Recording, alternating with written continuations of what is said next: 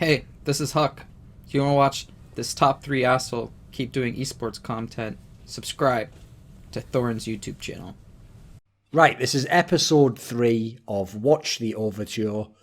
You come up with better names for Overwatch. I don't know, why is it in Overwatch every name has to be fair, it's most esports games, has to be some lame, like, play on the fucking name of the game or something vaguely related to, like, the lore of the game, you know? I have to say League of Legends is the most dog shit, because they'll just call theirs stuff like fucking, like, I'm trying to think what some of them were even got, the Triforce podcast or something. It's like, that's so tenuous. And also, if I heard that and I was from another game, I'd assume it's about Zelda, you daft cunt. Like, it's not even from League of Legends originally, is it, you cretin? It's just one item. Anyway, Overwatch laws properly like cringe at times as well. If you're trying to make a podcast name out of the Overwatch law, for starters, hardly anybody who follows the game would even know about it. And then you'd be calling it like something that would put most people off your podcast rather than make them want to listen to it. But anyway, we've got this one. This isn't bad as well, because what I like about this Yiska is anyone who doesn't get what the reference is to just isn't smart enough, and therefore, I mean, that's our audience right now. We just actively disdain our own audience, small that it may be, humble as it may be. So anyway, for some reason, Sideshaw's on this episode, because if you know anything about Sideshow, he's on every episode of every show ever done about Overwatch, and just manages to wriggle his way in there, because I mean, he's pretty good, I can't lie. He does know his shit, but I'm a little wriggly termite. Also, he's just too amiable, if anything. Like, that's the thing with you, Sideshow. The fact that you're so amiable makes me want to sort of push you to your limits and see what darkness lies within, because you're just too amiable. There's something suspicious about that. Yeah. I'm waiting actually for someone to push me to my limits. I'm fully aware that there's a darkness within me, and I don't even have to consciously keep it down. But at some point, I'm sure it'll bubble up and just explode, and who knows what will happen at that point? Luckily for you, I think you know what? I've actually found one upside to being an Overwatch League analyst that I don't think anyone else has thought of, which is unlike every other game, because so many of the players in the Overwatch League, like, first of all, they're just brand new to being like having a spotlight on them, you know, and then so many of them are Korean as well. You actually don't seem to get as much public backlash. Like, I know in Discords, players go and vent and say the casters was shit on this stream, but you guys don't seem to get called out like in Twitter as much as people do in other games, because that's what will bring the darkness out of your Sideshows. Like the moment when some kid, I mean, again, we'll pretend this isn't me just obviously talking about something happening in my life, but when some kid who plays Counter-Strike starts trying to like tell you don't know what you're talking about, meanwhile, you know, you're talking about something that like his own in-game leader told you or something, and you just, it's like in that moment, he doesn't know you just hold him within the palm of your hand, and you're like, but for my ethics, I would just close this hand and crush you. Because obviously at any moment, you know, you could just drop your source, like, oh, well, your in-game leader told me you fucking cried after a match. And then obviously he'd just be wrecked, wouldn't he? But that's the sick thing is, when you're a kid, you know, if you'd have had that power in the schoolyard, oh, you'd have been a god, you'd have run the... But now he's supposed to be an enlightened being who's trying to make his way through the world without causing too much damage, you know, and so that's when you'll be tested at Sideshow. That's when you'll be pushed to the limit, you know. That moment. I think at the moment the fans attempt to do it. They attempt to call people out and stuff, but they're easy to ignore because they literally don't know what the fuck they're talking about. The players have too much kind of like, they have themselves and then the other players in their team and all their fans behind them and stuff. Yeah, at some point that's gonna get me. XQC is trying though. He's trying hard at the moment. He's trying, but he's not a player, so no problem. Also, I've had to live with him, and I know him and how he operates. So it's harder to take someone like that seriously. Well, here's the thing. I'll explain away why no one really gets bothered by XQC, because he has the same problem, right? Which this is when Richard Lewis was once talking about someone totally different, and he said this line, and ever since he said it, there's only been a few people, but when it applies, it just applies. So to paraphrase what Richard told me, the problem with XQC is, the reason why you don't need to do anything to fuck with XQC is because being XQC is both his crime and his punishment. And that's perfectly explains it, doesn't it? You know, anything he makes happen that's fucked up, don't worry. He has to live and be himself. It's like, you know, in that scenario, you know, people like that can't talk shit, because if he was like, yeah, but I got $2 million, it's like, yeah, and an idiot has to spend it. It's you. Like, you know, I agree. If I had the 2 million, it'd be sick. I wish I had it. But, you know, if I don't, you have it. It's not exactly a problem for me, is it? You know, what are you going to do with it? Buy fucking gold-plated spinner or something you created anyway. So we'll start the episode now. We've got that all out of our systems. So I like that little intro. We had a little side banter there. So on this topic, the reason why we've dragged Sideshow in here with his voluminous knowledge of the game is we wanted to talk about coaches in the Overwatch League, but related. So it's a bit like on the last episode, we talked about how patches impacted the different squads. We're going to actually not keep it in the abstract. Well, we're going to make it literally about specific teams who changed coaching staff and fortunes went up and down, or obviously the speculation element of should teams change their coaching staff? Should they rethink the way they do it for season 2? So, okay, if we're going to do this one, let's start in the very here and now. So at the time we're recording this episode, the number one team in the Overwatch League, jokes about sandbagging aside, is by ranking, it is actually the LA Valiant. By the end, they've gotten in stage 4, they are undefeated, they are top of the league, and they obviously are a team who did do a notable coaching change. They brought in Moon. Who was the guy they fired before? Cuddles. Yes, that was right. And this was like fairly, wasn't it like stage 2 or something they fired him? It feels like it was a while ago. I believe it was. Yeah, it was like halfway through stage 2. It was before the mid-season transfer window, I think. Okay. So Yiska, start us on this one then with the Valiant then. What do you think was a factor with the change of Moon coming in? Because as far as I know, he's the guy that everyone references who was the mighty AOD coach, right? And therefore has the past history with Kareve and, you know, and people saw in stage 3, I think it was, when that had an impact on how the roster went, etc. So what would you say to this coaching change and the impact it had? The interesting thing is when I asked around why they would change or need to change Cuddles, it was always like something where they said, oh, we need a head coach that has a next level understanding of Overwatch and how it's played. Okay. Now, what I actually see in their gameplay is not as much innovative stuff or whatever. It's actually the solidification of fundamentals. They look like a much more structured team, and surely that could also be the case because they brought in Custer. But over time, it's basically the way I model Valiant at the moment is they are the team that has their shit together most from the mortal teams, right? So other than NYXL, basically. So they basically only have to play their normal high level, and over a season that makes you the second best team because all the other teams have up and down swings, right? We see it now with Boston, we saw it with Houston Outlaws, we saw it with London. If you can maintain a solid win record over 4 stages, suddenly you find yourself second in the league and first in your division, right?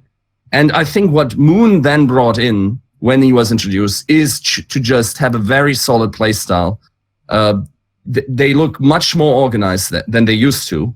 And ironically, actually employ structure when they thought they needed like transcendental knowledge or whatever. I will say, by the way, to corroborate that, because at the time that this episode comes out, the Oversight episode will already be out. That is why, if I'm remembering correctly, I think Krusty actually said that when I asked him about the Valiant, is that he said that Moon is supposed to be like especially good at training people like basic stuff, like the fundamentals of the game or something to that effect, which also ties in, I have to say, to every episode since the Valiant became really good. Anytime I ever ask Monty about the Valiant, even though he will acknowledge, like on paper, you probably have to say they're the best team outside of NYXL, I notice all the analysts can't like fully commit to it. Like they can't fully get behind them because it does look like they don't really pass the eye test. Like they don't pop off the screen, you know, they just look like, wow, they won the game. Yeah, they did the correct thing. But like, are they that good? Which if anything, it sounds like you can credit a lot of that to the coach as well. If you've drilled the fundamentals well enough, that will win you a fucking hell of a lot of games rather than having to have, for example, you know, like Fisher do some insane play call that no one expected and then pull it off, or some outrageous, I don't know, like some of the stuff the Dallas Fuel's doing at the moment, you know. What would you say to this Sideshow, LA Valiant, and the coaching change in that sense? Yeah, I agree that it is a fundamentals thing, and that makes it difficult from an analyst point of view because there are so many things that we kind of package into fundamentals. We were actually having a conversation about it on the desk. Puckett was like, "We keep using this word a bit too much." And I'm like, "We would spend 20 minutes trying to unpack it and go through each individual thing. You have to lump it together in some sense because it's about like how individual people are working. It's about the pressure that they're putting on the enemy's Ryan shield in some of these situations, the rotations, the peeling, the calling. Like all of these things are what you would normally package under fundamentals. And in terms of them being underrated, I guess, or like not passing the eye test, I think that also comes down to the beginning of every stage, as far as I remember. They play against the trash level teams. And so they just go on undefeated streaks, even when they weren't that good. Yeah. They play against like the worst.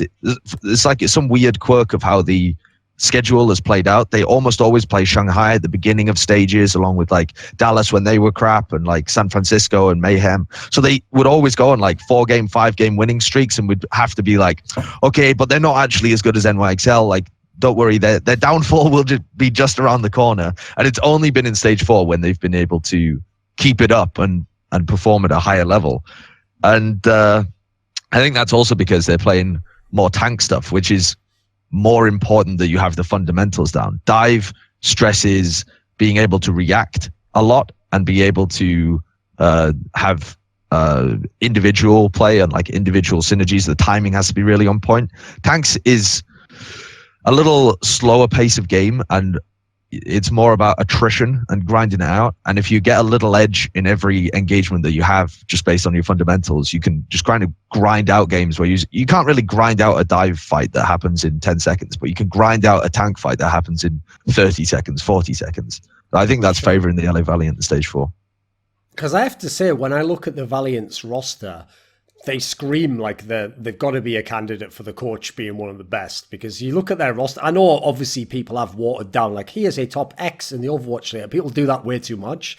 But when I look at their roster, I don't think they have many players at their position who would even be a contender for the best. I mean, probably the only one may be Space, and even then that's mainly the fact that he's in theory a Westerner, whereas most of the top players in most positions are Koreans. Like, if you look at their roster top to bottom, they have some solid players, they have some good players, but I don't think they really have like mad talent. Like, think about how ridiculous it is that they have their results, and then like London Spitfire has like a terrible track record. We're way better players. So again, it's pure speculation. I would suggest some of that has to come down to coaching.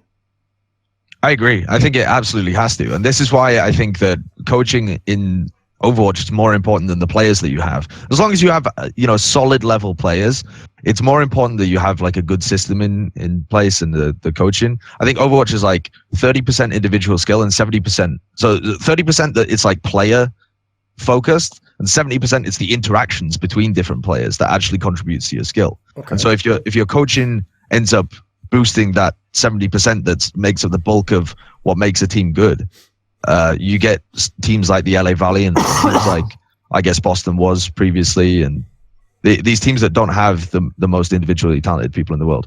Having said that, maybe you'd have to put Fate up there as well. I don't know. Fate's a weird one for me though, because again, he plays like this very safe style. It's like, how good is a really safe tank? Well, I guess if it fits in your system, he's one of the best. I don't really know. It's just hard to know. You're not going ham as much. What about this then? Let's do a sidebar on that topic then, Yiska, about what role actually coaching is playing in Overwatch. Because I have to say, from other games, okay, so the game that stressed coaching the most, because we didn't have it initially, was League of Legends, because all the Koreans came prepackaged for coaches from day one, and all the Western teams, believe it or not, some of them took like a year and were saying stuff like, do we really need coaches? I think we know the game. I mean, I think everyone in this call knows this is exactly what people like Envious were saying for so long, I think we know the game. We're the best players in the world. We can do whatever we need. We don't need some coach telling us. So you always have to get over that barrier. But I have to say, even to this day in League of Legends, aside from things like the pick and ban part, which is essentially the coaches figuring it out, there's still not that much raw coaching. Like, players do still figure out a lot of the stuff as a team, and then in the game people have a set style, and there's not one of the key aspects I'm going to get to here is that it feels like Overwatch is a lot more like Counter-Strike, in as much as you have like a tactic, and even more than that, it's not just that you have the set tactic, you then have the adaptation in the game based on what the opponent starts doing. And those two factors tend to emphasize, on the one hand, coaching, because you tell people what they're going to do in like a flow chart of what to do when something happens. But then that also tends to emphasize like an in-game leader, which is why I think that's another factor you've seen, especially over the last couple of stages. The teams without the leaders seemed to go to shit when whatever the approach they were taking didn't work. So what would you say, Yiska, on the impact of coaching in this game versus anything else you want? Oh, I mean, I feel like this esport, as well as this esport in terms of teamwork, and then obviously by extension, what a coach can do to teamwork is far the most impactful I've ever actually seen in any esports, even in a game like WoW, where it was part of, where you would think that there's a lot of team interactions. I don't think that was as important as it is in Overwatch right now. I even heard, like Sideshow said, 70-30. I even heard it from players that they are thinking 80-20. And if you don't get your 80% right, then the 20 don't even matter most of the time. It's very hard to hard carry in Overwatch. Now, one thing that is, I actually have an esports fallacy on this. I think I called it like Peter Pan needs no coach. And that's the problem also in Overwatch, is that it's his names are the best ones, aren't they? Like the principle's probably straight fire, but that already sounds so outrageous. Come on then. Yeah, because it's like grown up children, and it's basically like in my line of work, right? The first thing you do when a child that has bad grades comes to you is like, oh, your folder there. Is there everything? Every subject is in that folder? Sure is. And you just wrote like math and German on the same page. Sure did. Structure that. Like, that's the first biggest improvement you can make in an individual's performance, is giving him a structure and then enforcing it over a longer period of time. And automatically in your brain, it becomes much easier to manage. There are times for chaos, I think, for instance, in creative works or whatever, because then the connections become much more apparent. But if you want to have like straightforward, logical progress, you need structure. But the problem is that these players don't value or see the structure that's happening for them. It's like, okay, so this guy, I just show up to scrims. They don't really think of who structured that scrim or who made it or whatever. Then, like, okay, we are going to the arena at XYZ. And that's why I also thought that was a pretty big problem for Florida at the time, when Tivik still had to drive the bus or whatever. That's just, maintenance stuff that really shouldn't be on a player's mind. And they have since corrected that thing. So I think in general, that's also the problem. If we're taking someone like Arrow, right? I still remember in the stream that Flame did, when he was talking about all the signings he had made to his team, and he elaborated on all the players, and he obviously had the FNR GFE core, where famously Arrow was the head coach of. So the question then is, why do you not bring Arrow? And he asked the players, and the players were like, yeah, we don't really need him. And since then, so Arrow's career was coaching Immortals. Immortals won all the Western tournaments, while admittedly Envious and Rogue were gone. Still, like, he did the best he could at the time in his region. Then he went to FNR GFE. They did very well. Then he went to Fusion University, right? And now he's on Dallas. And are you telling me this guy just has the most amazing luck, and his skill is just to sign onto teams that will eventually just become very good, and he's lucky in that regard? It's obviously not the case. The problem is that someone that creates structure inherently is very invisible to not only the people outside the team, but even inside the team. Well, it's like a famous principle as well, that like one of the best ways you can sort of coach someone is where you sort of convince them that they did it themselves and that they figured it out themselves. Yeah. And then what's great is obviously it means you don't have to tell them to do it. You sort of convince them to, but the downside is they will afterwards just be like, what do you mean? I did that. Like, what did you do? You just talk. Well, anyone can just tell people to do stuff. I did it. It's like part of the issue here, which is one of the things I think has to play a factor in why in the Overwatch League coaching's been a big deal, is we've already seen, except for New York Excelsior, there is no team in the entire Overwatch League who can withstand every single patch, every meta change, other teams doing really good signings that then counter your strengths, There's no team that can counter that can survive that. So as a result, the term natural strength is obviously a very troublesome one as it is, because, you're going to change some things in a team anyway. But whatever your inherent strengths are, you're presumably going to have to switch things up. And sometimes some player who wasn't your best player is going to have to be in a focal position, and you're going to have to change your strategy. I mean, obviously the Boston team's just found this out. You can't keep doing the same thing that was working. So on that sense alone, coaching feels like it's more impactful than another game, because if this was even Overwatch a year ago, so the team you were talking about, the Immortals team, if they'd have really, and then the FNRG, if they'd have really said, oh, well, we were fine without him anyway. Yeah, well, that's because if your team had gone to shit 2 weeks later, you just kick the player out and you get some new players, and you don't know that you needed coaching that could have fixed things without kicking the players, you know?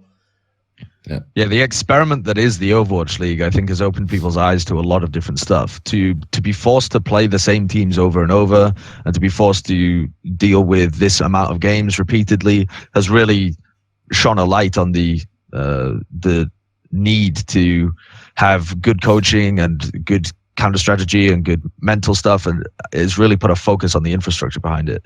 I think if we were playing tournaments all the time as well, a lot of and we had like open transfers rather than having locked teams, people wouldn't have gone into having such a focus on coaching. They would have just tried to make changes to their players, because the fallacy, I think, was that the players are more important than the coaching staff. Yes.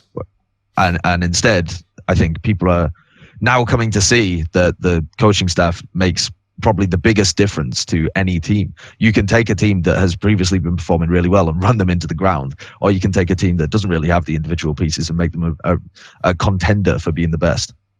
So since Yiska brought it up there, obviously Aero, since he's in the Fuel now, and the Fuel's actually like got a winning record and they look like they've got a good chance to be in the playoffs, what do you think of this change here, Sideshow? Because obviously the downside of this one, again, it's kind of unfortunate for this Aero guy, because the timing makes it look like if you didn't know that they'd changed coach, you'd think there's all these other great factors, you know, people don't run dive as much now. There's the Sprigita. It turns out Mickey's pretty good on it. Or, you know, like fucking there's no tracer needed anymore. Yeah. Like the amount of other factors that obviously could have overlap are enough that, you know, I haven't even got to the coach yet. But what do you think of this move here? Because obviously coaching was something they had an issue with in the team before. Well, I don't think that it's unfortunate for Aero at all. I think it's the best possible situation, because there was such a fucking brouhaha about Kai and whether he should be on the team or whether he should be fired or whatever. The focus for all the Dallas Fuel fans and every topic about Dallas Fuel is always on the coaching staff primarily, and then everything else secondary. So Aero's come into a team, can do no wrong as well, because they're already just a fucking dumpster fire at the bottom of the league. The only way they could possibly get worse is if they lost to Shanghai, and if they had lost to Shanghai, everyone would have blamed the fact that Effect wasn't there, not the fact that Aero was there. Right. So he has literally come into a team, could do no wrong, and instead has made them actually fairly decent, and has also had the advantage of it being a meta that plays much better for them. So I think he's just kind of he's got, in some sense, a perfect situation moving forwards, because it's some factors have come together that were outside his control that have helped him, and yes, he has probably had a positive improvement on the team as well. So I think it's overall been good for this guy's career to get into the Overwatch League and be able to prove that he can have a positive impact on a team and can take that core and actually get results with them. As well, I think that he's one of only a handful of people that, if you look back before the Overwatch League, were doing anything to do with like proper coaching. A lot of the coaches in the Western scene, I'm not talking about Apex, because they kind of, as with Korea, they figure everything out way before anyone else does.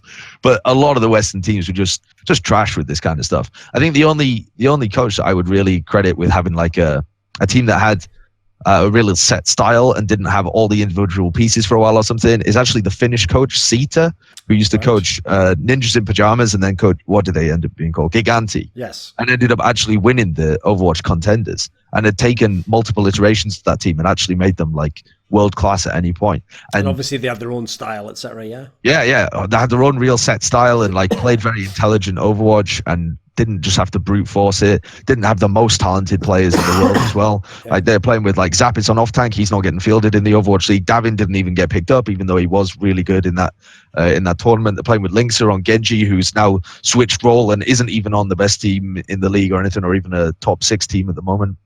So I think he did a good job with that team. But a lot of the other guys that you would point out were more like either analysts or tried to do coaching but were trying to figure it out, or were like Aero, where they were attempting to do the best they could, I think, from what little we can see, but they didn't have the best teams to be able to work with. And so as a coach, if you're trying to work with teams that are tier 2, tier 3, there's only so much you can learn how to coach as well. If you've got like a team and not the infrastructure and not the organization behind you, and the players themselves are not playing against the highest level, I think that's going to impact your own development. So I would expect the guys that are in the Overwatch League now to continue improving, actually.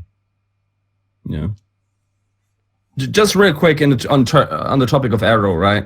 I just wanted to bring one stat that I think is also beyond all the caveats we have to make in terms of patches and whatever and players being gone. Famously, Dallas Fuel was the team that had the most player combinations over the season. So the way how they assembled their roster. Since Arrow took over, they are midfield now. So they have played since stage 3. They've played 4 different combinations of players. While, for instance, a team like New York Excelsior has played 9, Seoul Dynasty has 7, Shock 5. So they're very much in the midfield, right? And most interestingly, by the way, the team that has made the least player combination changes is Los Angeles Valiant. So I'm personally very big on just having a rigid idea of what my team looks like and then adapting to the map meta what I want to play on. And I think in that sense, Arrow just counts a lot more. It's like, okay, so let's see if this works, but let's see if this works over several weeks, right? And yes, of course, it worked for him, so he didn't necessarily had to make a change. But at the same time, I always felt like Kaikai was changing around way too quickly. And even if he gives excuses on Twitter, like that one instant, no, that's actually not the case. You switched the supports around several times. Yeah, Constantly. I mean, in his defense, he's also said on Twitter that some of the times he wasn't the one making that decision. Yeah. Okay. He said a couple of times that it was like the management told him to field some players at some point, which is just like, what? Yeah. That's also why, for me, with the Aero move, I would imagine it's like both of these scenarios. That on the one hand, he's probably a good coach. I mean, you look at the track record he laid out there, Yiska. It's multiple different squads of people. It's not even the same players, and he's going from team to team to team. Every team's better with him in than it isn't. And then the other side, though, which I would say is, in line with what Sideshow said, I would guess that he also got a little bit fortuitous in as much as, like, to some degree, it's like someone had almost gotten the jam jar lid off, but they hadn't quite gotten it to the last turn. So he comes in, and this is a team that has had all these coaching issues, and every player's at their fucking rock bottom and doesn't even think they can play anymore. And everyone is actually basically broken and ready to be coached because they all know stage 4 is the fucking audition to even be in the motherfucking Overwatch League, especially on the Dallas Fuel. So everyone is primed to actually be like, yes, sir, and what else should I do? They're actually all in a position, and then you add in, when you actually start getting wins, now you're going to have some of the credibility that unfortunately someone like Kaikai could never get, and in part for reasons that weren't his fault. XQC always being banned, all these issues with having to sign new players, and then you look at just the changes in the Fuel. Like, I could believe, okay, that a player would go away. So someone like Mickey, who obviously wasn't really suited to be Diva anymore, I could believe he would go away and test out Brigitte like lots of people were. But the fact that so many things in a row came together, so like Taimu's like right back to looking like his confident self, like he actually believes he's a good DPS player. Mickey's one of the better Brigittas. Then you've obviously got all these other aspects. Seagull actually... In the past, the story was always like, oh, they're making me practice Zarya and what else is it? Diva, I guess. Yes, Zarya and Diva, but then he'd be like, but they never play me in the game. Well, now they actually made use of whatever they were making him do in private. It's fucking working really well. So when that many things go right at once, I don't believe that can be luck. Come on. There's too many changes that sound like someone above was like, this would be a good idea, and could we try that? And what about this thing here? And when you add it all together, it sounds like that had to be a good impact right there. Especially because, if anything, that team proved the players weren't going to figure that one out. Like, in that scenario, they weren't going to get out of that escape room, no matter how many fucking clues you fed them. Yeah, definitely. I think as well, though, the test is still yet to come for a lot of these coaches, because it's easier, I think, what was it? 7 out of the 12 teams made head coach changes throughout the season. A lot, yes.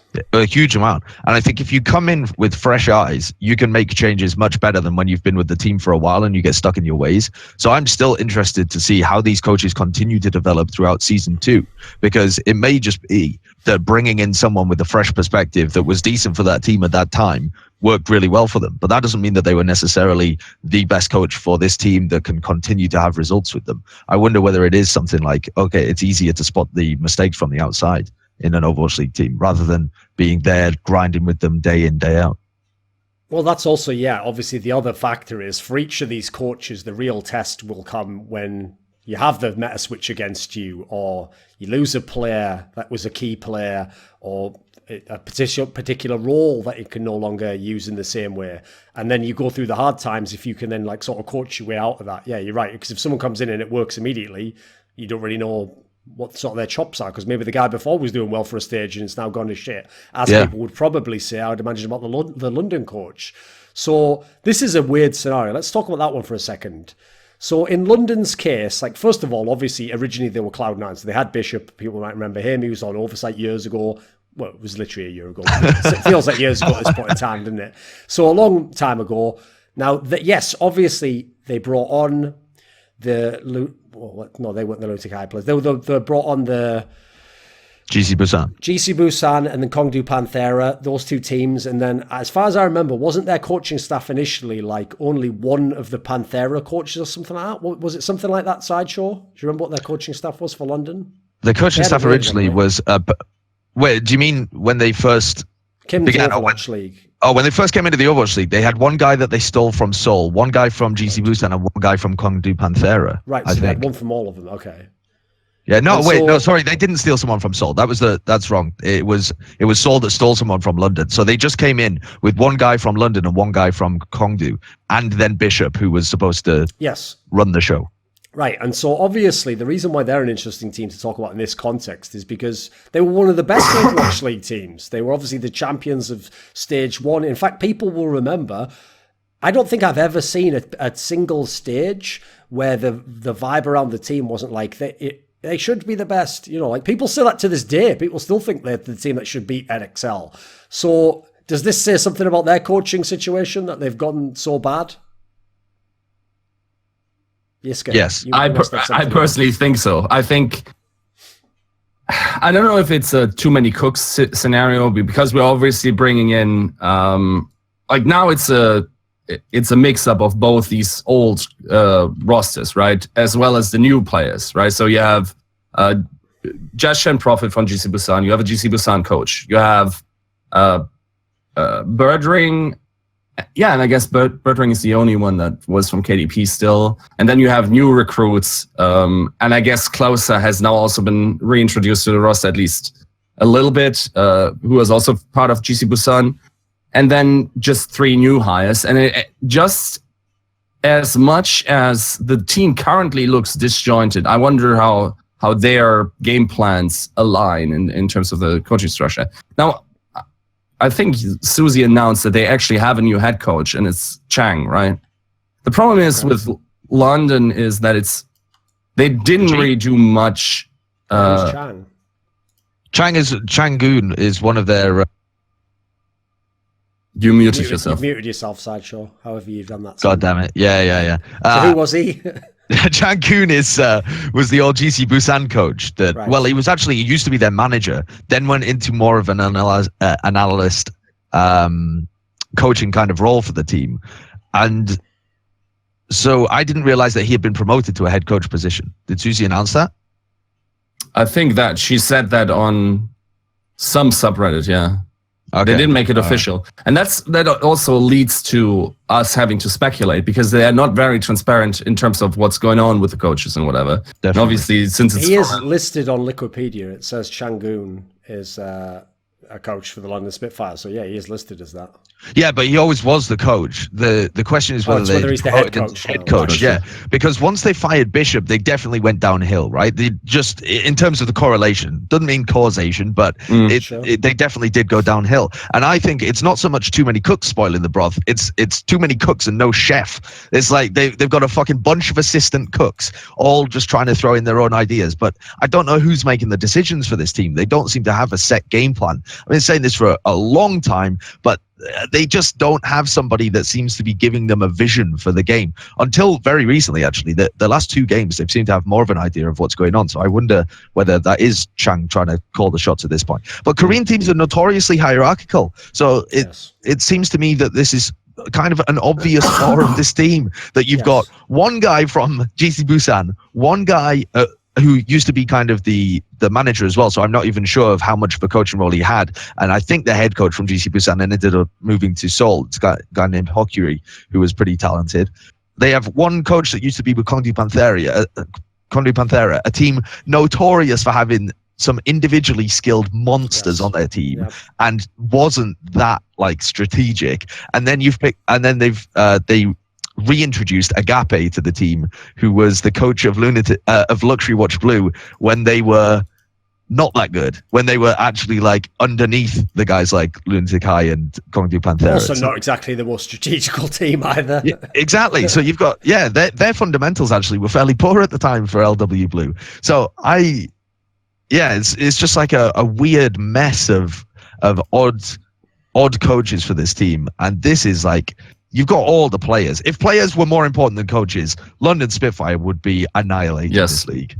Yes, I agree. Because pound for pound, they can still easily mess with NYXL, I would think. And I think we are thinking of NYXL players as the monsters they are, because their coaching structure or their structure in general allows them to do that, or whatever they please, really, and still be better than more than half of the league, right? So, but with London, when I look at their strategies, it's also nothing really tailored towards their strength. It seems very weird. It's like they just copy and paste some strategies from others, so they will play.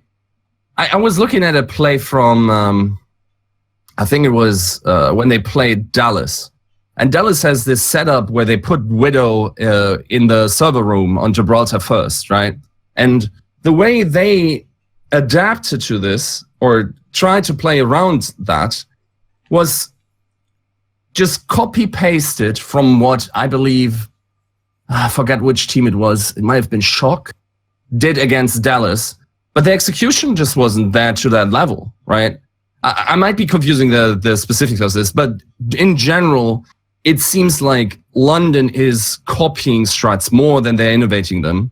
And now, so now they've brought in the GOATS comp, or whatever we want to call it that. Yeah. But they're not finding huge success with that either, even though they're obviously trying to, fill holes in their strategic book on maps they're notoriously bad at, such as Oasis, right? But it's not working out well. And the fact that you can have a hole in your map pool for an entire season and still not have fixed that one, doesn't look favorable for coaches, in my opinion. But I think the positive for London Spitfire is that if they figure this shit out, you've seen the improvements that other teams can have just by adding in one coach who understands the game or understands these players. So if you're a London Spitfire fan, or if you're running the London Spitfire right now, my priorities would not be in trying to figure out which players should go home or which players should stay or stuff like this, or which players to field. It would be thinking, all right, well, even if we suck this season, I'm going to make some changes to my coaching staff next season and try and make this roster the best in the league. I'm not going to be trying to like spend money and buy in new people or buff the roster or focus on that shit. I'm going to look for one coach and have faith that they are going to be able to turn this entire ship around, because I think the evidence is there in other teams that this can definitely happen. I'll give you one better. If we're thinking of the situation, right? There's a month till playoffs. London will most likely be in playoffs. Which team is not going to be in season playoffs? The San Francisco Shock.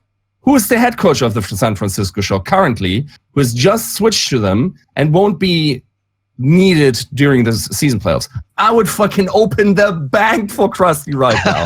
Is that allowed to you may temporarily coach someone else? I mean, whatever. You made plenty of bank, presumably on Rascal and Fisher. Just pay him loads of money and then have him put like a KFC bucket over his head, like that guitarist bucket head, and just don't say who it is and be like, oh, it's our mysterious coach for the playoffs. And you literally just pay him like $100,000 blank check, like take that motherfucker. And then all he has to do is tell the other coach, like, right, we're going to be doing this again. That's the I've got the get around fee there, London Spitfire. Hit me up. We can talk numbers. No, the sick thing is, I think London has to be the most ridiculous example of where, even though, yes, okay, we can't actually know who's a bad coach, but we don't need to. All we know is there's no good coaching, because when you have, like, look at their team, like Profit, Gesture, Bedosian, these players right now could all be the best in their role. Like, they're absurdly, and they're all on one team at the same time, and the team has a losing record in the Overwatch League. A league which we just referred to earlier, the Dallas Fuel has a winning record in. Like, this is absurd. Like, it's like these guys are like, I can't remember if I've made this joke on Oversight before, but you know there was that character in season 1 of Heroes, so the show where everyone's a superhero, and they had this character they invented, Sideshow, where, because everyone's a hero, there's this guy called the Haitian, and the whole point is, all he did is, his ability was, it nullified any heroic abilities around him, so all you would do is the villain would just bring him in, and if he was in the same room, you know, you couldn't, like, shoot lightning at him or whatever. So that's what the fucking coaches of London Spitfire must be like they're just like taking their power away. What's going on right now?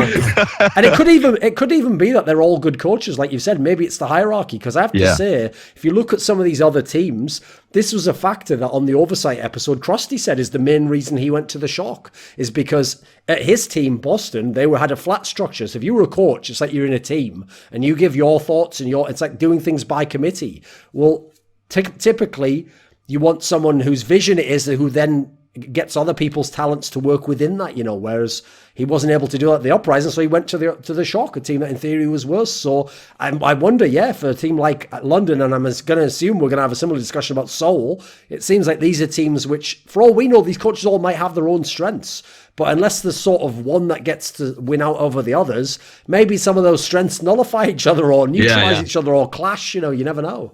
And this is the one thing to have bothered me in the last week about people tweeting at me, is that when I've been giving criticism about stuff like coaches and players and shit like that, they're like, "Oh, why have you got to be so mean? Like they're actually not that bad." It's like, I'm giving criticism about the team and saying that they need to, for example, the Dallas one, right? So I said that Dallas should blow up their roster. They should just like cut a load of players and start with a totally different core. That doesn't mean I think Taimu should be made homeless to wander around Finland in the snow and build igloos and live off bin fucking juice. I mean that he might have different success on a different team, or that the structure of the team itself is the problem. It doesn't mean that I think that all the coaching, all the staff, all the players are garbage and should all leave the league and should never have careers again. Like, it's very possible to have good players, or in this sense, good coaches, in a bad mixture, or some bad mixed in with the good that kind of fucks it up. So it's like, even if the coaching staff of the London Spitfire or Seoul or any of these, we've actually seen them all have success on other teams. It's just that when you combine them, it seems to fuck up in some way. So like maybe someone was getting boosted in another team as a coach, or somebody's just works badly with others. Okay. So obviously the most drastic difference is this Krusty change, because he went from a team which was undefeated in stage 3 up to the playoffs in Boston Uprising, then and crucially survived one of their best players, and by the way, for people who don't know, the fucking leader of the team being kicked out of the entire Overwatch League mid-run. They survived that, still got to the final of the stage playoffs. Then he leaves, goes to the Shock. Now, admittedly on the Shock, they have constantly been adding players, so it feels hard to really put a through line through, because it's like, wow, they improved so much. Like, yeah, Theseus' ship has none of the original fucking parts. Like I could build a ship when I get there and be like, look how sick this ship is. Like, that has nothing to do with the journey, does it? Like, you know. So the problem there is, right, on the Boston side, we can definitely see he seems like he was pretty essential. On the Shock side, it seems like he's done a pretty good job. It's harder to tell because obviously they've got all these pieces. What would you say on the Boston side of the equation, like losing Krusty? What do you think the difference has been? I think the difference has been pretty enormous. I think he had from talking to him a little bit and from looking back over his previous history. So I'm about to release a video. I recorded a video yesterday and going to release it on YouTube of like running through his previous teams and the story of all the previous teams that Krusty had been on, the impact that he'd had from like some behind the scenes stuff that I knew from each team, and then kind of thinking about him in the future. So the first team that he was on was called WNV Korea, which was like essentially WMV is a theme, very famous Chinese organization, by the way. Yeah, it was so a Chinese organization there, yeah. that picked up a Korean team, and they all moved to Beijing because they couldn't find a Korean organization that wanted to pick them up because they were an unproven team, and they were full of like trash level. Not trash level. That's just me using dumb hyperbole. They're unknown players, not trash level. They were good players, but they were unknown. Never trash. No, not trash. So, so Krusty had either found that he had actually joined this team, I think, a couple of months in, but then added some extra pieces to it, and I think had a role in the scouting, and then continued to develop them until they were between a top 5 and top 8 team in the world, but they were stuck in Beijing, so you couldn't really tell because they were just like smashing all of the Chinese teams. Chinese teams weren't like that great at the time, but they were just straight rolling them. And I got some insight into their scrim results and stuff like that. This team was like actually legit. Then they went downhill because basically the entire tournament circuit in China just closed down. They were like, if you're not Chinese, you're not playing in our tournaments, get the fuck out. So they ended up disbanding, and he joined a team called NC Foxes, or even started a team called NC Foxes. I think that was just the beginning of the team even forming, and tried to go into Apex. So he moved back to Seoul and did that. And again, it was just unknown players. Like, for example, on WNV Korea, this is where Kalios and Badoshin, this was their first team, and this was Krusty tutoring them, right? And then when you get into and he also played with other people who you might be familiar with from like a tier 2 scene, guys like Curious, Ding, Jin 2. These are all like decent names of people that we might see in Overwatch League in the future. NC Foxes, he was working with people. NC Foxes is the most extreme example because a lot of those players were just not good. There was Neko, who was good, and there was pretty much nobody else that you would expect to see in Overwatch League in the future. Maybe a guy called Sashin, who plays like Farah and Genji, who has like the most talent out of anybody else on that team. So he took a team full of like, again, unknown people. Neko's not a big name at this time. Nobody knows who the fuck he is. And got them to top 4 at Apex. Now, they did have an easier run through the bracket, but he was working with much lower pieces. He was working with pieces that we wouldn't expect individually to be able to reach that level in 100 years. So Krusty is like, at the moment, is the one guy in the entirety of Overwatch you would look at and go, this guy's got a bloody stellar record. If you give him some scouting ability or just players that you think have potential, he will make magic out of them. And like young coachable players, he's come into the San Francisco Shock, again, young, potentially coachable. He's a bit of an alpha, so I think he fucking whipped him around a little bit. So a guy like Sinatra, who might normally not listen as much, has been forced to pay attention. And he's, again, made magic out of them, out of players that were previously not paying up to their potential. You got to put him in the conversation with guys like Wizzy and Pavane as best coach in Overwatch at the moment, or best coach at the moment of all time, because really we've only had coaches for like 2017 or something. Yes. What do you think, Yiska? I mean, yeah, it's a little bit of a problem that we can only really judge coaches that had a longer tenure in Overwatch, right? And based on their results there. So for Krusty, we actually have that, right? So yes, the NC Fox's run was actually, that was an Africa Freaks Brew run, if we're thinking about it a little bit, like a very easy bracket to the finals. But well, whatever, you just still got to get there, right? But yeah, I think especially if we're thinking about what happened to Boston, I think they would have likely, from the achievements and from the historical data we have on Krusty, they would have likely adapted much quicker to the current meta, and they would have made these changes in earlier games. I think they were still trying some dive at the time. I think they would have, for instance, put Striker on Widow much quicker than they did, and they are now finding success with that. Because I actually think he has shown some potential on that. It's just weird that it took him so long to find that out, right? You're muted. God damn it. Yeah, it did take him a while to develop that Widowmaker, but now it's looking fairly decent. I think Krusty's also seems to be pretty good at like individual player coaching as well. Players seem to get better when they play with Krusty, which is fairly unique in esports, actually. One thing actually that he said, well, especially because to have the credibility to like literally tell a player what to do is like one of the hardest steps to get over. I know that from League of Legends. But actually one thing that he brought up as a story on Oversight, which again, this is like literally the person themselves telling you. So to be fair, you have to take it with a grain of salt.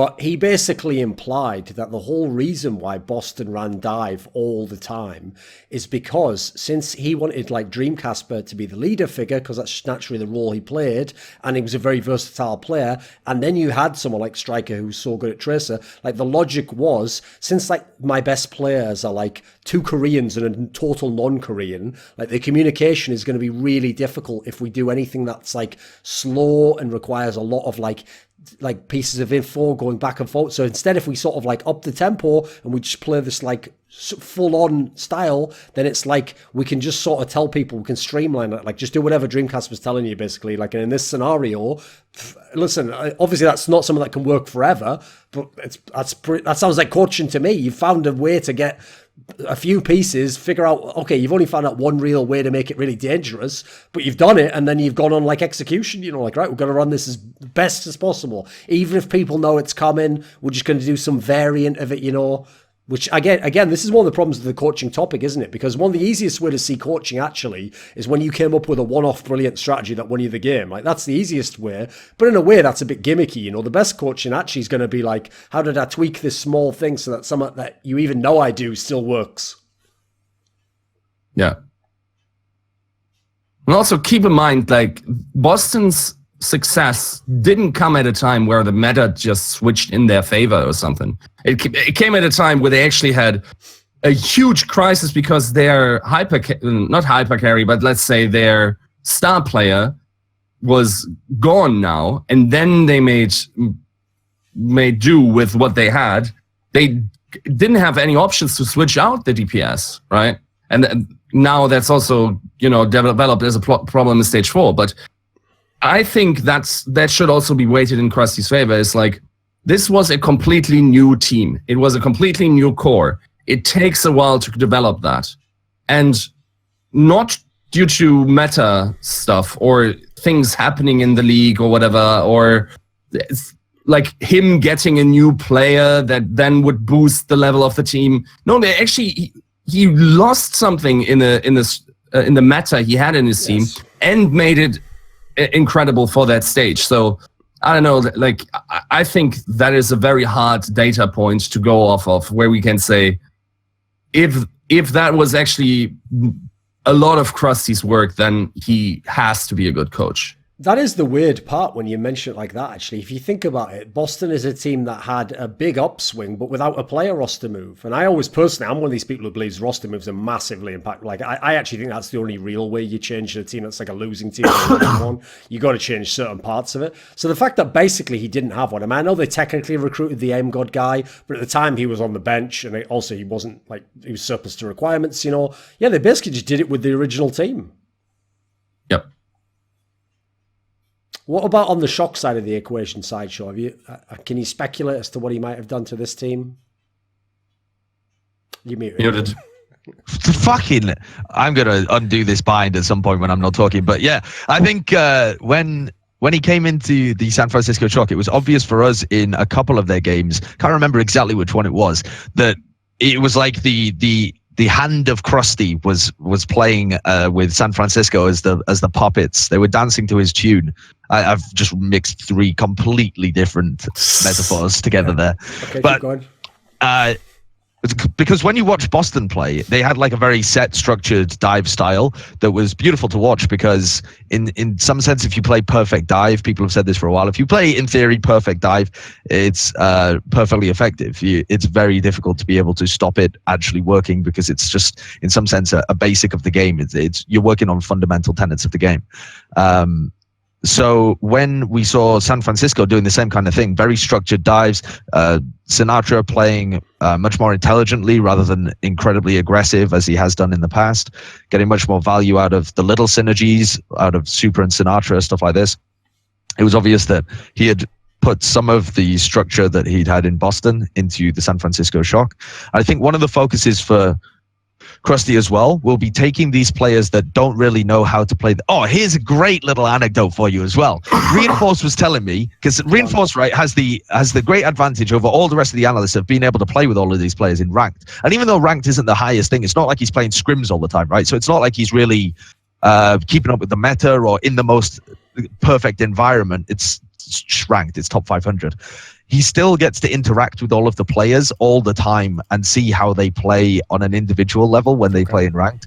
And so one thing that he said was really interesting about playing with VeXii recently, and Johnny has played with VeXii for ages, for years. They're both Swedes. They played on Team Sweden. They played in Misfits together. He played against him in previous teams when he was on Rogue and VeXii was on Misfits in a variety of roles. You know, VeXii has played everything. He said when he was playing with him recently, since Krusty has joined, VeXii has gone from being a player that almost never said anything. He is notorious for being somebody who will not talk, no matter what role he's on. That's why he had to change roles all the time within Misfits, because he didn't give enough communication, whatever role he was on. Johnny said recently, when he's been playing top 500 with VeXii, he has been a talkative motherfucker. He has been taught how to play the game from Krusty, feels confident with all of this knowledge of how the game is supposed to be played, and is just laying the law down on these fucking top 500 games of like, no, this is how you're supposed to do it. Like, guys, follow me. This is what we need to do in this situation. So I think it's amazing that there's like epiphanies in Overwatch, because it's such a game about understanding decision-making processes rather than just like players going off. You know, it's way more about how you interact with your team and the decisions that you're making at certain points in time. I think it's amazing that players can have like these epiphanies that are sparked by coaches that end up making them so much better in terms of how they understand the game and how they're then able to communicate it to other people. So it's this kind of thing that I think Krusty and other top coaches are great at, is being able to teach their players a mindset of how Overwatch is supposed to be played, so that they can then go into the game without the coach having to be in their head and know that, oh, this is what they would have told me to do in this scenario, because I now understand the fundamentals of the game and the building blocks and what's important in each situation.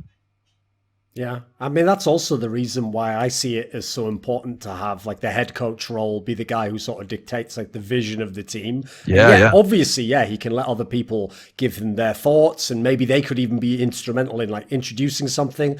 But the reason why I think you need the one person to harness it all is because it's funny, this actually came from Overwatch. It came from when we had Bishop, I think it was, on Oversight.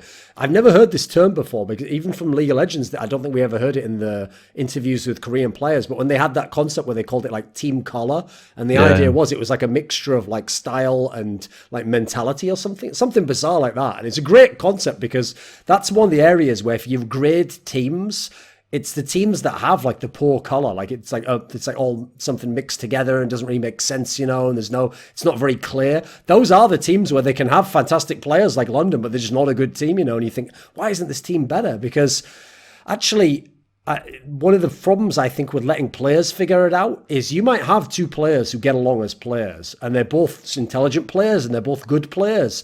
But if their styles go counter to each other and you let them try and just play it in the game, they are actively going to fuck the game up while doing their best. Like, they're thinking they're doing each other a favor, trying to win the game, you know, whereas the coach presumably is going to figure out, like, how do I balance out these different styles, or which one do I have to sort of temper and say, sorry, you can't really do your style traditionally. Like, when I look at that Seoul Dynasty team, I think they're a fucking nightmare of players who don't fit together. Like that, like Miro just trying to do that style of Winston for like the first 3 stages, which is where's this from? This is you can't do this anymore, mate. You're going to get wrecked if you do that. That's like where you feel like a coach needed to step in, you know, because obviously he was a good player, but the style almost went counter to what you wanted from the squad at the time, it felt like. I definitely agree. Yeah. And I've used the term color before, but I've never really thought about it like that. Right. So it's like, if you have one set color, it's like a nice, crisp, clear thing. Otherwise you get the Cleveland Browns, where you're just this muddy, fucking awful color of shit, like the Seoul Dynasty is at the moment. I think just some shit brown color. There we go. Because nice segue. Yeah, they really are. I think of all the coaching failures in the league, you could point to London, or you could point to Shanghai as well, perhaps. But honestly, the one that's most astounding, like, let's be honest, London, they're still in like 3rd place overall. That's not too bad, judging how poor they've looked to the eye test at times. But the Seoul Dynasty are not going to make playoffs, I think. No. within the next Thank week, God. we'll find out They'll have whether- never made any playoffs either. That's the sick thing, isn't it? How unreal is that when you come in and you have 2 Apex championships? Yeah, they weren't at their peak when they were coming into the league, but come the fuck on. There's great players in here. Well, isn't that's got to be the other version, right? So where I said, no team can survive every meta and can always come back to the top, etc. Like, if anything, London also in a way shows, the Seoul rather shows like the value of coaching, because they've had a bunch of players that even now, when a lot of them are at like rock bottom in terms of their value, even now the talent still should be enough to be like, maybe like the 5th best team, 4th, but contending for it. But they have consistently been able to never make a playoff, to never be the best team. It didn't matter what the meta was, didn't even matter when they did player changes. It doesn't matter even when some of their players were the best in the league. Like Fletter, obviously early on, you had different periods where some of the others had like competency. None of this ever mattered. They consistently were able to underperform. If anything, that suggests coaching. It just suggests terrible coaching, unfortunately. But here's the thing. This is why I think it's this muddy brown shit tier, like muddy coaching that doesn't have a clear color. Because always Uwe, the head coach of the Seoul Dynasty, is he the head coach? I think he is. He was the head coach of Lunatic High. And Lunatic High was a team that we used to praise for actually being able to reinvent themselves every now and then. In the first in their first Apex win in Season 2, they were playing a very aggressive Genji kind of propping up Who Are You, where he'd go in and he'd just wreck shit. And it was like all around him and how they were playing with Miro and Who Are You and being able to play dive, and Eska was like sat there in much more of a supportive role. In Season 3, they reinvented their team at the beginning to be more focused. They brought in Guido for starters and benched Who Are You and played more of this Soldier 76 Tracer. It was a different meta at the time, and they were actually playing it really well. And then as they went later and later into the playoffs, that's when Sombra came into it, and they played a totally different style and just wrecked everyone, with Eska playing this really intelligent Sombra and being able to play much more passive as a team. They were like taking out the enemy diva and then peeling backwards onto themselves. So this is like a team that clearly could reinvent themselves at that point in time, and it's never happened in the whole of the Overwatch League. Again, HawpT as well, the head coach of GC Busan, was stolen by the Seoul Dynasty, who we were crediting as a great coach because he'd taken these players that were total unknowns and made a really great system from GC Busan. They're one of the teams that has impressed me. They would be up there with the NYXL as the teams that are most satisfying to watch because they had a game plan for every fight. Their team fighting was sublime. They made the correct decisions in every situation. Gesture, counter diving, the coordination between Gesture and Profit, so good. They come into the final, the grand final, having lost to Runaway, and HawpT, their head coach, just goes, guys, our style isn't going to work against these guys. We just have to... It's going to sound mental, but Profit, you know how you've never played Genji the entire tournament? Play Genji. And then they end up beating them 4-3 in an insane battle where Profit just looks incredible, and like Hurek has to try and hold his own on Tracer and play a range of other heroes to prop him up. This is like some talented coaching as well throughout the entire tournament to make these players the best in the world. But you put them together and they are just... awful. The indecision or something is crippling Seoul Dynasty. Yeah. And then I actually might reveal something other that is also true in Overwatch is it seems like there needs to be within the players a nucleus in the team. It seems like there's some specific element that these world-class teams need, and that nucleus better be on his A game. Because for instance, someone like an Eska was never like individually very good, other than probably Apex Season 1. But after that, when he was brought onto Tracer, he was pretty easily bad. the most maligned player of any Apex champion at the time. Yeah, it's unreal. Yeah, and his Sombra was actually world class. Yes, no, but every other hero was not. I would even argue that if that Sombra meta didn't go in, they probably don't win Apex Season 3. I think it's quite likely. Still. Think of that team once Eska left. They haven't won anything other than that Soul Cup or whatever it was with when Flutter came in, right? Like yes. they didn't do well in Apex Season 4. Then they didn't get into the stage playoffs or whatever. Like, I think there is something that can be said about these personalities. And you will probably find them in almost every championship team. So for Apex Season 1 was definitely Internet Talk, right? for season 2. I mean, for Runaway, it could have just as well been Runner, right? We think of him as like a bigger personality.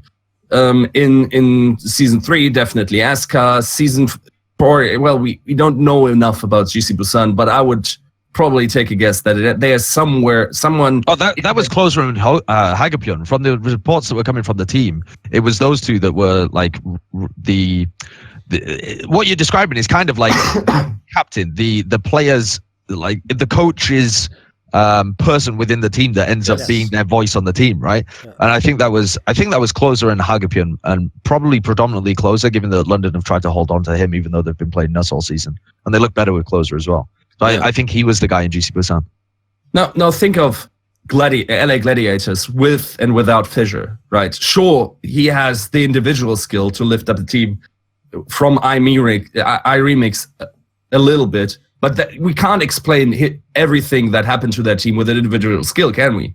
It's something that he did to their team, to their structure, whatever, to their play style that elevated them onto a higher level. So maybe there's a problem now with Seoul Dynasty where the team hasn't actually pronounced like a leader within that roster that makes it so possible that that's also the case for London Spitfire, and that would also explain why they send away some players in order to get rid of some, I would say, maybe egos, right? If we're thinking about what Arrow told us, he said he's making Harry Hook the leader of the team. I think that's just a very constant thing in terms of how Overwatch League teams are now structuring their team. We heard it with Custer, it's a reoccurring topic. And it might just as well be that the coaches are also lacking the ability to name that player and then also prop him up and socially make him work that way. Okay, here's a cute one for you as well, relating to the Seoul Dynasty, because I think that player was intended to be Gambler, who they picked up in the mid-season. Okay. The former caller and leader of LW Blue, who was removed from the team. It seemed like a weird pickup at the time, right? It did a little bit, but it kind of made sense in that I think they wanted a Mercy player. That was the narrative that we had kind of gone with, was that Toby and Ryu Jae-hong, both of them look very uncomfortable on Mercy. It was a Mercy meta. It continues to be a Mercy meta, not in the sense that it's dominated by Mercy, but in terms of you must have a competent Mercy player and the team must be able to play at that pace, which is much slower. And Gambler's a very good individual Mercy, or previously was at that point. But here's why I think the Gambler may be one of the worst pickups in the mid-season, is because in theory it works, but if you look at his track record, he was removed from LW Blue for being a poor shot caller, for being a shot caller that actually was in interviews done after the fact. The players said that he has a very rushed style and gets frustrated when he calls things that are physically not able to be executed, because he's calling things that are either too complex or they haven't planned it previously, and he wants every part to move in a specific way. And I think you see that now with how Seoul Dynasty are playing. Reinforced did a talustration of a play where they're just all over the place, and it's just Fletter and Gambler that are on the same page going in with this Dragon Blade, and his tanks are just on the floor requiring heals. I think one of the issues with Seoul Dynasty at the moment is that Gambler's calling is fucking them up. And it's weird to say that, because he has been a shot caller on two decent teams, as in LW Blue were like a points a top 2 team in the world, but most of the time a top 5 team in the world. And then the Seoul Dynasty, not really most known people would for think shot calling again. No, exactly. That's my point, though, is that I think he has an overinflated reputation, because he played on these top teams and was known as a strong shot caller. People associate the word strong with being good. But I think he might be a strong shot caller that ends up being detrimental for your team. More evidence perhaps would have to be acquired, but I feel like he might have been one of the worst pickups of the mid-season. That's like, if you hear if the manager comes in, he goes, listen, we got a really good DPS player from LW Blue. You're like, cool. And he goes, you know what else we've got? We've got the shot caller of LW Blue. That's like saying, oh, I've got the fucking personal chaplain of Pantera. It's like, was there even one? What are you talking about? What would the benefit be? My life.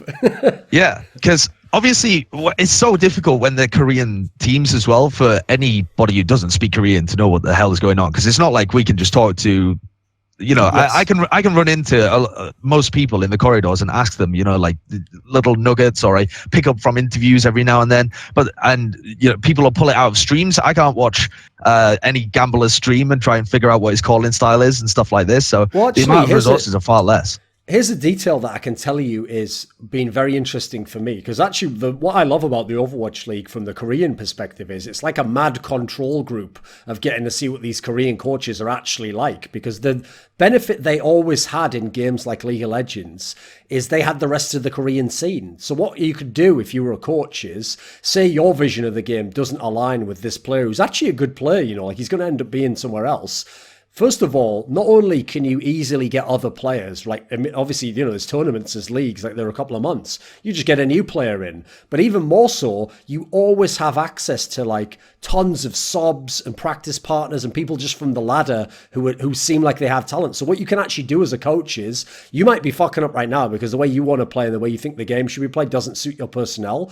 But what they would always do in League of Legends is they wouldn't just go and get like the next best player in the league who's a jungler or something. There was actually very few blockbuster trades in League of Legends. What they would do is they would go and get some player you and I have never heard of. He's just some guy off like the amateur scene or from the solo queue ladder who's probably like did very well on solo queue. You know, that's how he got their attention. And they would bring him in. And the reason why it would end up being a good move might not even be that he's a good player. It's just he can literally do in practice what they're asking of him. And that ends up being like, you know, the connective factor that made the rest of the team work. And suddenly the team's very good again. And in fact, then usually people overrate that player and go, wow, isn't he good? And then you find out a year, like 6 months later, no, actually he was just good for this period of time because he could do this one thing that the coach wanted that then made something else in the team work. Whereas actually that's the thing in the Overwatch League. What's made it so rough for coaches is you're kind of working with this limited toolkit, and especially for the teams where they haven't had the option to just sign half the team and cut half the team. You know, they've just been, like the Soul coaches, for example, generally, you just had all these players and it looked like you had all the players you needed, but like you're just trying different combinations. And if it turns out in the end there were none that worked, tough shit, I'm afraid. There wasn't much recourse in that respect. Yeah. Yeah, definitely. I think it's difficult as well if there aren't regular tournaments that are standalone that you can make changes after to really figure out what's going on. It's like one incredibly long experiment, which is also the place where you need it to work. It's like if you were doing test runs, but the test run was also the exam. Yes. It's like, there's two factors there actually that are bad. I agree. If you're trying to fix things, is one, like you say, that like all of them matter. No matter what people say about like the stage, they all matter. That's why actually when everyone's like, it doesn't matter if you make stage playoffs. Well, it does, because if you're never making stage playoffs, how are you making the overall playoffs? Like think it through. Like doesn't actually make any sense to say that. But I get where people are coming from a very limited degree. But the problem there is, in every game I'm aware of that's like an open circuit approach, if you just hard bomb 2 lands in a row, odds are that player who you just added is getting caught or someone else is getting caught. Like you're going to very quickly be like, right, emergency measures, this doesn't work. Let's start over, you know. You can't do that in Overwatch League anyway because those first tournaments counted. And then secondly, you've got the factor of, let me think, what was my other point there? limited trading windows. Is that what you're going to say? Trying to think what else it was. It might have been. I think the problem is I think I made my second point first and did that classic thing. I thought I put a pin in the other one. I've lost it. What were you talking about just before then?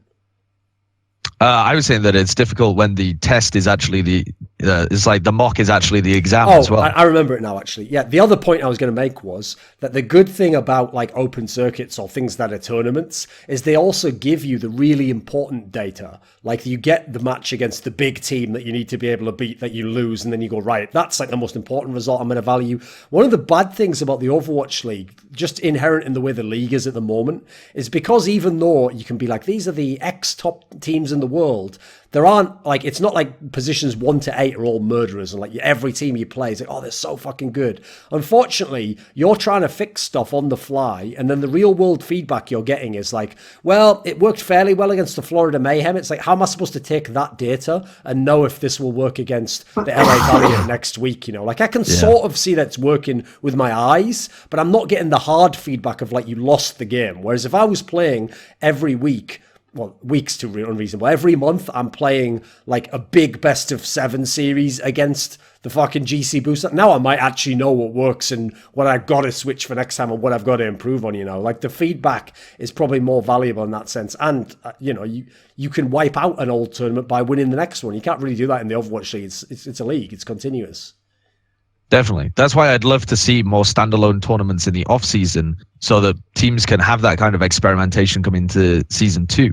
Because if you think about if there aren't large tournaments between now or between the playoffs and the beginning of Overwatch League season 2, everyone's in the dark the entire time. They're trying to use scrim results to be able to formulate the changes that they need to begin season 2. Same for expansion teams. I think you need that kind of the sandbox of standalone tournaments, the test runs to be able to figure out, okay, how are we then going to formulate our team for the pinnacle, which would be the Overwatch League.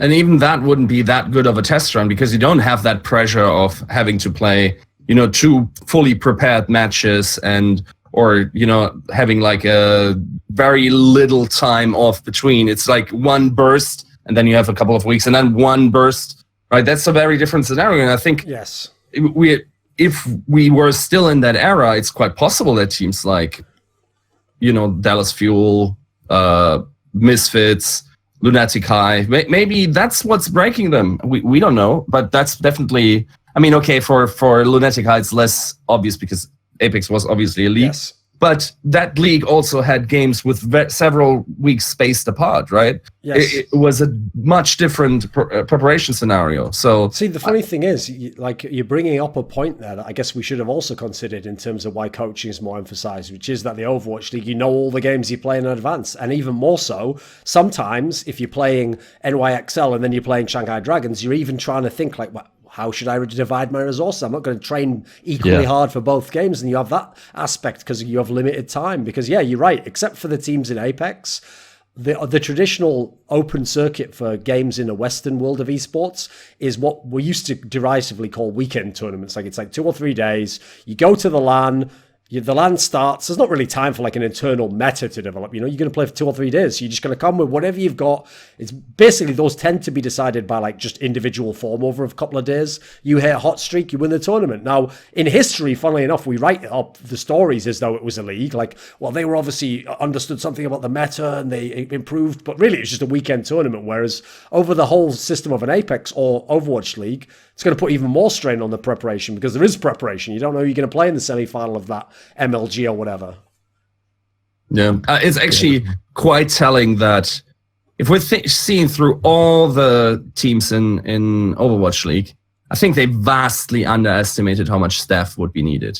I think every single team, even NYXL, who still have like 2 coaches that are like the face of the team, I'm pretty sure, like we've heard that Wizard Young has his data minions or whatever that need to help. They don't even get to be called coaches. That's how gangster this guy is. no credit shared there.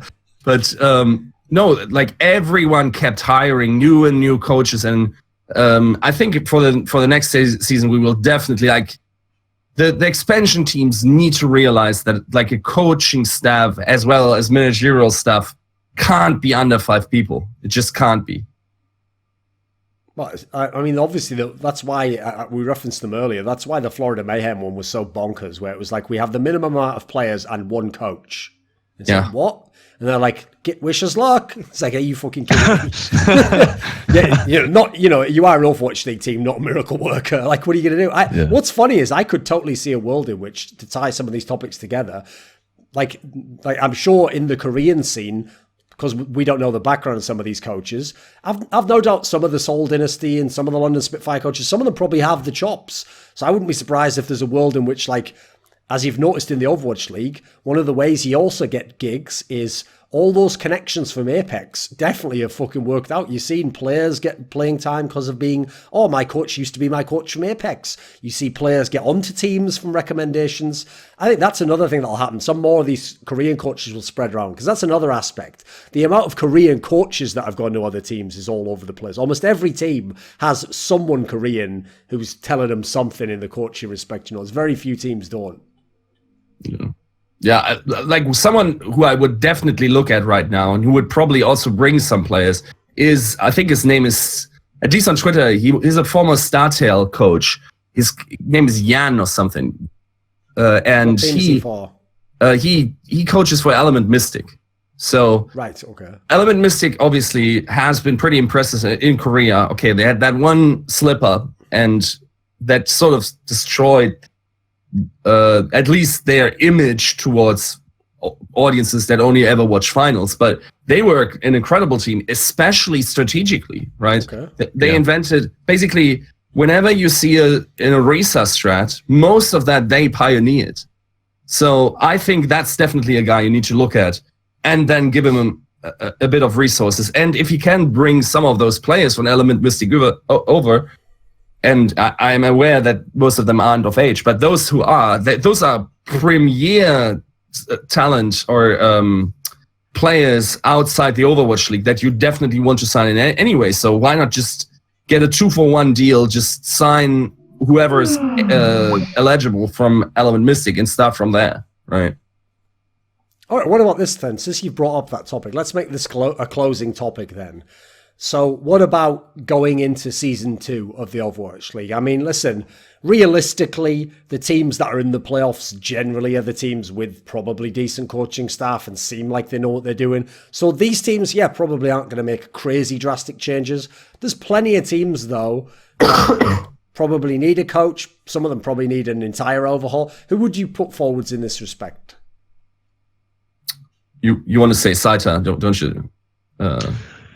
Yeah, I think. Well, I mean, the weird thing about Saita is that it never went to lands with the team. So I wonder whether there's some different component there, like isn't socially comfortable or something. Because as far or I don't know, maybe it was like a something else going on behind the scenes. I think if I was thinking about coaches that I was going to bring out, was your question specifically Western or just anywhere?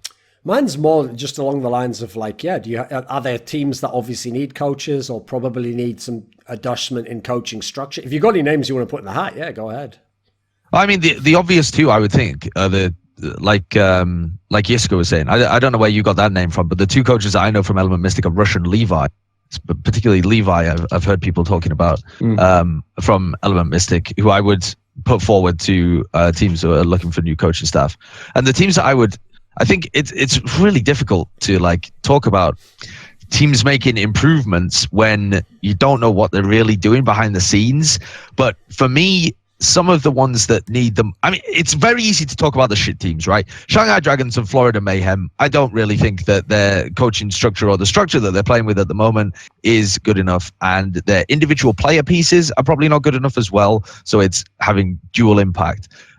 Ryder, I think, has been a competent coach in the past. So maybe that's more of just like working with better players or something like this. But those are not the most important ones to talk about for me because everything's wrong with them. It's Philadelphia Fusion and Houston Outlaws that interest me the most, actually. And maybe even the LA Gladiators. The LA Gladiators have got DP as their head coach, and we have seen some interesting strategic stuff from them. So I think that they would be all right. Maybe they need to add somebody else with a different mindset on the game, or maybe pick up a Korean coach who can give more of an analysis point of view. DP has his way of coaching, and it seems to be going pretty well for the Gladiators. But I'd like to see that coaching staff bolstered a little bit. But more so the Outlaws and the Philly Fusion. The Philly Fusion, I think, individually, pound for pound, have some of the most potential out of any team in the league. They're a bit like the London Spitfire, where, except the London Spitfire have already had success. The Philadelphia Fusion are all individually insanely talented to the point where it seems very weird they're sat at 6th place.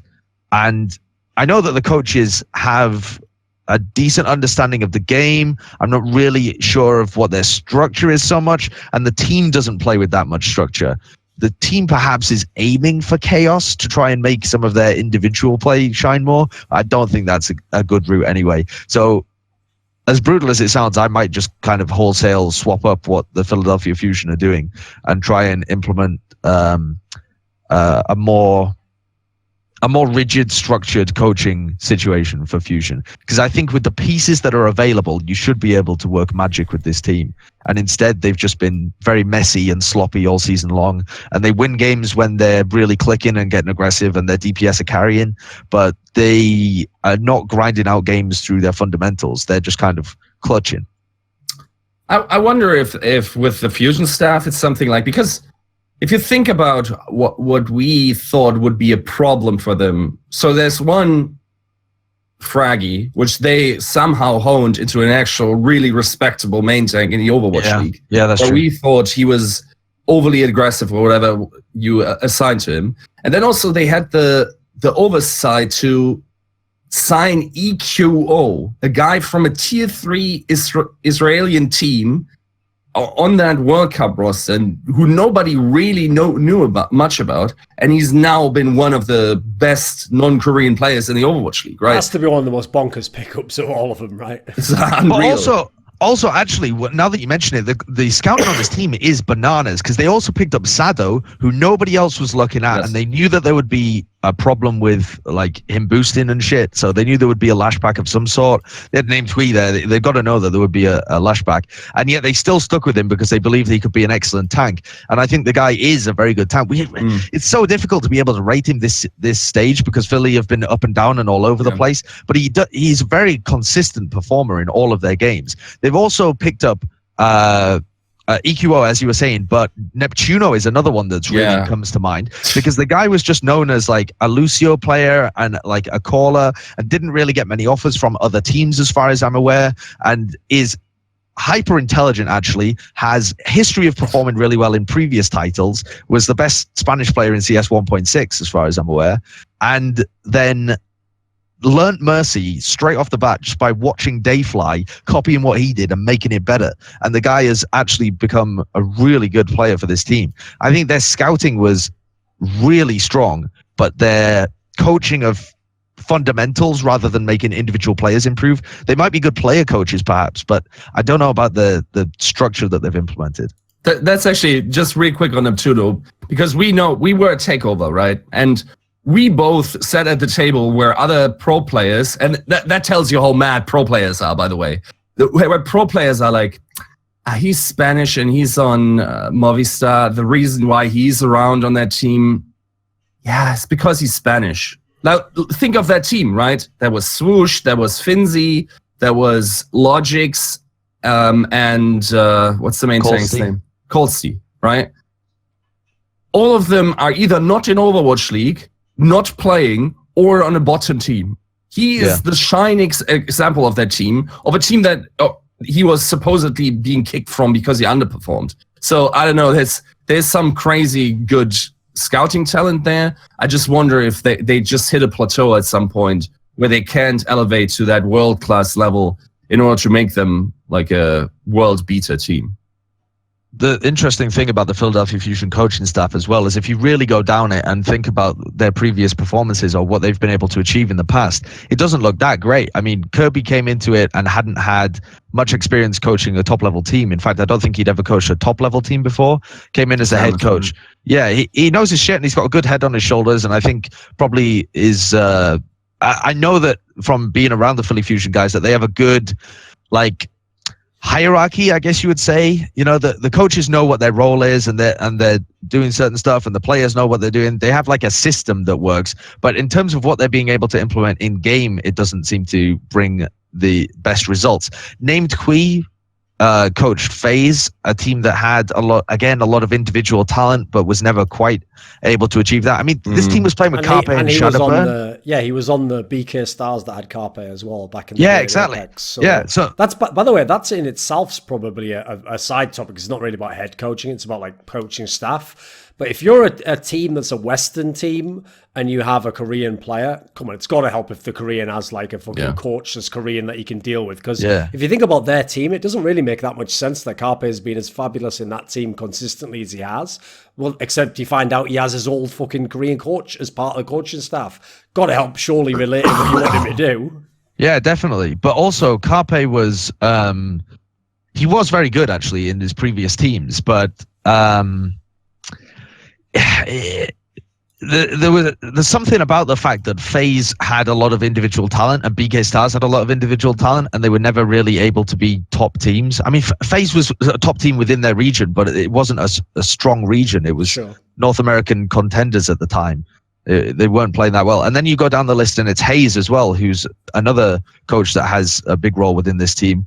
Played with E United, or coached E United, which were a strong team, but were way more about execution and honing one style rather than really working on fundamentals and being patch proof and this kind of stuff. They really just picked one thing, triple DPS, and went fucking hard at it. And it was about refining that process rather than laying any groundwork for other patches or having great synergy between different people. It's just about we have one style and we're going to go ham. So I wonder whether they would benefit massively from bringing somebody else into the table who had maybe a better understanding of what a coach is supposed to do holistically. You also said Houston, and I don't want to drag this out too long, but that actually Let's do piqued that my one as the interest. last one then. Come on then. Why the Outlaws then? How dare you speak out against the great man Tyrong, who has straight fire banter as well, except for when he deletes it. But. It's always Ty. How can what was that Valentine's thing? If I don't even want to get into it. Anyway, the Houston Outlaws are weird because I don't think they're one of the teams that is like it may be unfair to look at the coaching staff because they don't even have all the pieces. I think they've been put in a really weird position where most of the teams have a DPS duo that can cover almost everything you would want a DPS duo to cover. But for Houston Outlaws, they're a team that's mainly just Western players. You're right. Yeah, exactly. But with Arhan, who fails to cover any of their gaps or holes, doesn't do anything. Yeah. So very, very weird system, and I think the scouting was very.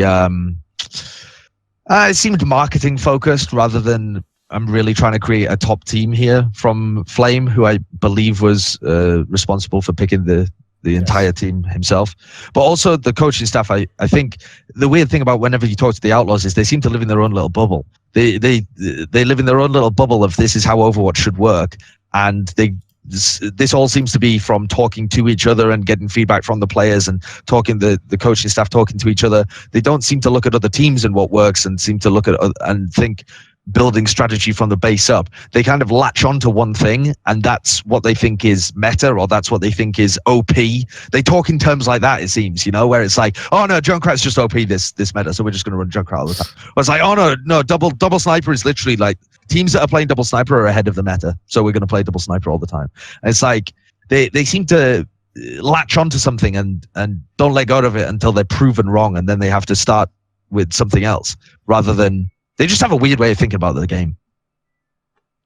And I think it has not helped them because the Houston Outlaws at times have looked decent when they get one thing that works well for them, but they don't have fundamentals that work great. This team has managed to fill in a lot of the flaws of their hero teamwork, but they're not a top team, and they could have been in this stage, I think. Yeah. Refute this. All of the staff of the Houston Outlaws should be fired. Yiska versus Sideshow begins now.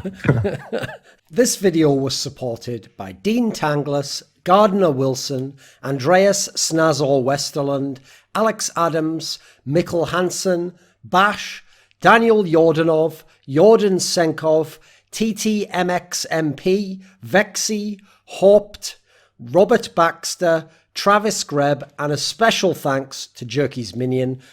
Do you want to get teasers for my upcoming work? Find out who's coming next, what topics are being discussed? Do you want to suggest a topic or a guest to appear on one of my shows or in one of my videos? Would you like to ask a question in my monthly Patreon AMA, or perhaps even discuss esports as part of a discussion show I run on a monthly basis?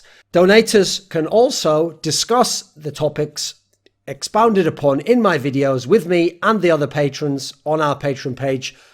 All of this and more at the Patreon link below.